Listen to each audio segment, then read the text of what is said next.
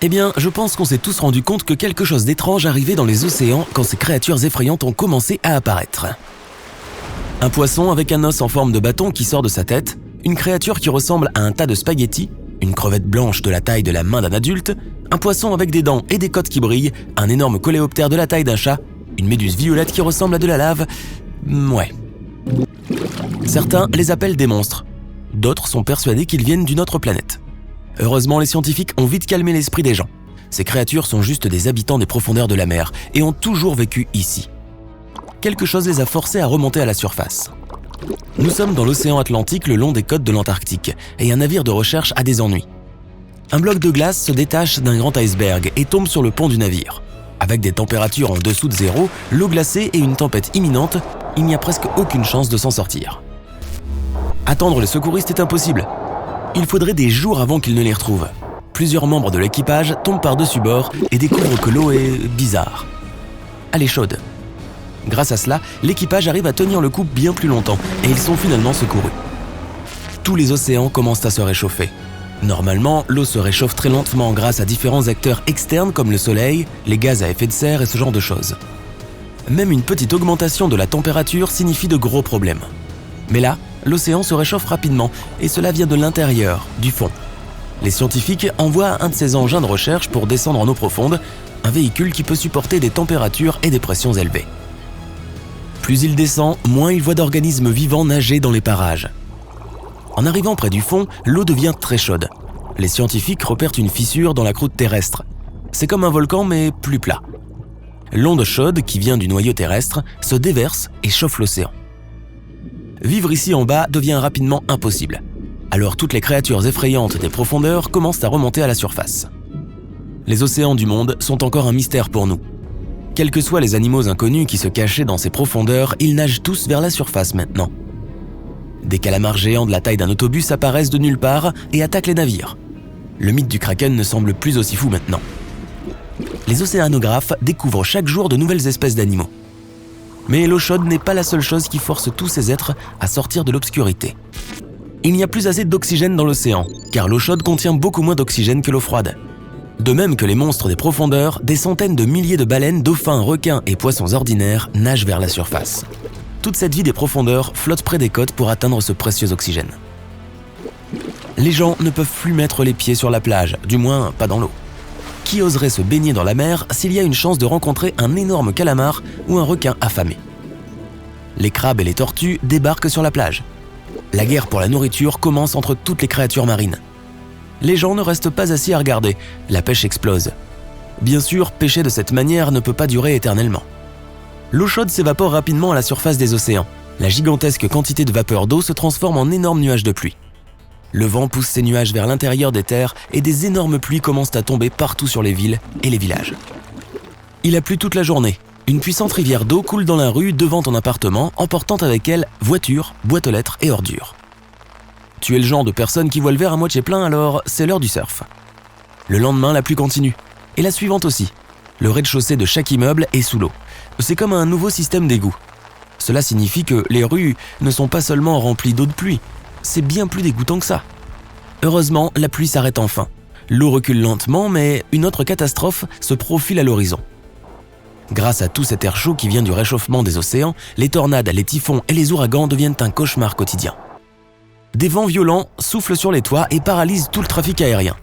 Les fenêtres ne tiennent pas. La plupart des gens se cachent dans leur maison, espérant que tout va bientôt s'arrêter. Mais ce n'est que le début. Les ouragans se calment. Tu sors dans une rue déserte et abîmée et tu remarques une grande ombre. Elle devient de plus en plus imposante.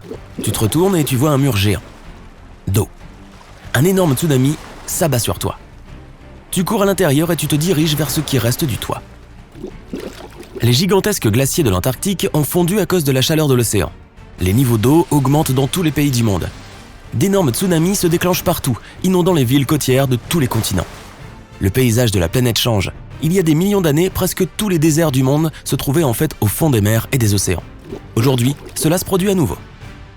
Les tsunamis sont remplacés par de nouvelles pluies et de nouveaux ouragans.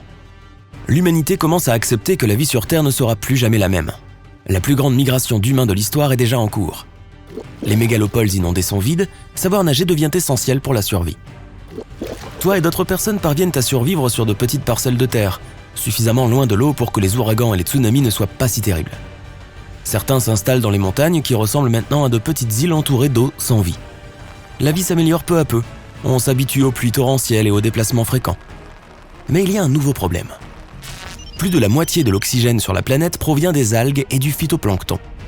Ces organismes utilisent les rayons du soleil pour convertir le dioxyde de carbone en oxygène. Maintenant, à cause de la température de l'eau, ils ont tous disparu. La plupart des forêts et des champs sont inondés. L'atmosphère terrestre est en train de perdre ses énormes réserves d'oxygène. Les gens ont de plus en plus de mal à respirer. L'oxygène est vraiment crucial pour que ton esprit fonctionne correctement, et pas seulement ton corps. Tu bouges plus lentement et tu ne peux pas prendre de décisions réfléchies. Tu oublies où tu vas et pourquoi. Cela rend difficile la résolution de tous tes énormes soucis. Mais la Terre sait parfaitement bien s'adapter. Très vite, l'écosystème de la planète commence à retrouver son équilibre. L'eau des océans est encore chaude, mais pas partout. Dans certaines régions du monde, de nouvelles mers se sont formées. Grâce à la fonte des glaciers, l'eau de ces nouvelles mers est belle et froide, et les algues réapparaissent. L'air se remplit à nouveau d'oxygène et tu peux enfin prendre une grande respiration depuis des lustres. Ah, mais les pluies sans fin continuent d'arriver. Et ce n'est pas seulement l'océan qui s'est réchauffé, c'est aussi l'atmosphère. Ces nouvelles mers qui nous sont vitales commencent à s'évaporer. Sur tous les continents, il y a des endroits morts pleins d'eau et d'air chaud. Mais les gens ne manquent cependant pas d'eau. Ils sont régulièrement approvisionnés par les glaciers qui fondent et qui ne sont généralement pas salés. Donc c'est un bon point pour nous. Au lieu de l'Antarctique, il y a maintenant un 5e océan d'eau douce. Ou est-ce le 6e océan ? Je ne m'en souviens pas. La vie marine s'adapte à ces nouvelles conditions. Très vite, il y a des poissons partout. Maintenant, les gens ont accès à des poissons et des algues nourrissants. Certaines personnes ne veulent plus être embêtées par les inondations constantes et décident simplement de vivre sur l'eau toute l'année. Ils construisent de grands bateaux de croisière avec des appartements, des écoles, des gymnases, des restaurants, des magasins et tout un tas de sushis. Tu décides de faire un voyage autour du monde. Et c'est le meilleur moment pour le faire. Tu peux même naviguer au-dessus des villes inondées. Parfois, tu peux même voir les sommets des gratte-ciels qui dépassent de l'eau. De plus en plus de gens décident de passer leur vie à errer sur les océans. Les navires deviennent de plus en plus grands. Puis les gens commencent à combiner ces navires pour créer d'énormes villes flottantes. Il y a une ruée vers les nouvelles technologies qui peuvent nous aider à vivre sous l'eau. La moitié de l'humanité finit par vivre sous la mer. Mais il y a encore des problèmes considérables. Les scientifiques doivent se mettre au travail et trouver comment empêcher les océans de continuer à chauffer. Car ils commencent même à bouillir à certains endroits. Cela signifie qu'à l'avenir, les réserves d'eau s'évaporeront et que les océans s'assécheront lentement. Les ingénieurs créent d'énormes filtres de refroidissement et les installent partout sur la planète. Ça ne va pas tout réparer, mais ça fera assez d'eau fraîche pour que nous puissions survivre. Avance rapide. 1000 ans plus tard, certains océans sont à sec, ce qui signifie de nouveaux continents. La pluie non-stop s'est presque arrêtée. Les fissures qui se sont ouvertes et qui ont réchauffé les océans se sont refermées. La planète a survécu, mais elle a subi de sérieux changements. À certains endroits, les fonds océaniques ont été transformés en villes, fermes et forêts. Là où il y a encore de l'eau, le nouveau passe-temps favori est les excursions sous-marines. Tu veux traverser Times Square à la nage ? Ou te prendre un selfie en faisant de la plongée à côté de Big Ben ? Vas-y,